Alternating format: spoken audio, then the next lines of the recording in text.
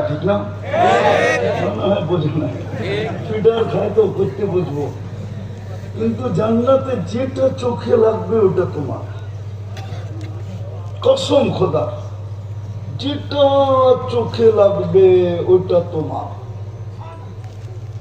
তৃতীয় জান্নাতের প্রতিশ্রুতি, অঙ্গীকার, فلا تعلم نفس ما أخفي لهم من قرة أعين جزاء بما كانوا يعملون।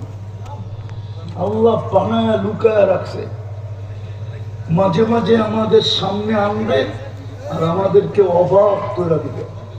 একটা না দুটা না, কোটি কোটি বানায়া রেখা দিচ্ছে।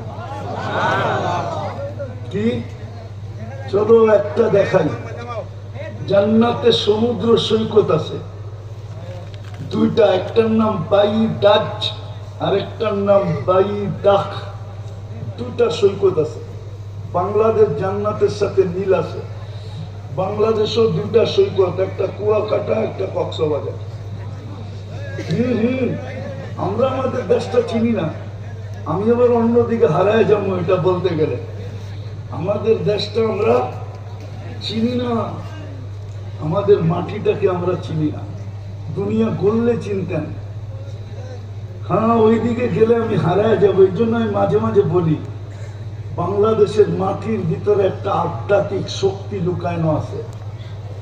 এই মাটিটা নিয়ে যে বেশি খেলতে চায়, তো মাটিটা করে, মানুষ করে না, মাটিটাই হয়তো ওকে রান আউট করে, নাইলে ওকে বোল্ড আউট করে, নাইলে ওকে ক্যাচ আউট করে, নাইলে ওকে ছক্কা মাইরা বাউন্ডারির বাইরে করে। এটা এই মাটির বৈশিষ্ট্য। রাঘবেন্দ্র, আপনারা জানেন না এই মাটির নিচে কি আছে? এই মাটির নিচে 2 সাহাবীর কবর আছে। ওই জামানায়, যে জামানায় আল্লাহর রাসূল হিজরত করেন নাই, স্টিল নাও মক্কায় ছিলেন। 4 সাহাবী আসছিলেন, 2 জন এখান থেকে চিনে গেছেন, 2 জনের কবর চিনে আছে। আবু ওয়াক্কাস, ওহাব ইবনে মালিক, একজনের কবর গুয়াঞ্জুতে, একজনের কবর মঙ্গোলিয়ার বর্ডারে। 2 জনের কবর এখানে আছে, কাসেম ইবনে হুযাইফা, উরওয়া ইবনে সাসা। এই জন্য এই মাটি নিয়ে খেলা কেউ আজ পর্যন্ত টিকতে পারে না। যেই মাটি নিয়ে খেলবে, এটা মাটির আধ্যাত্মিক শক্তি। এটা আমার জাতি জানে না যে এই মাটির একটা আধ্যাত্মিক শক্তি আছে। কেননা ইসলাম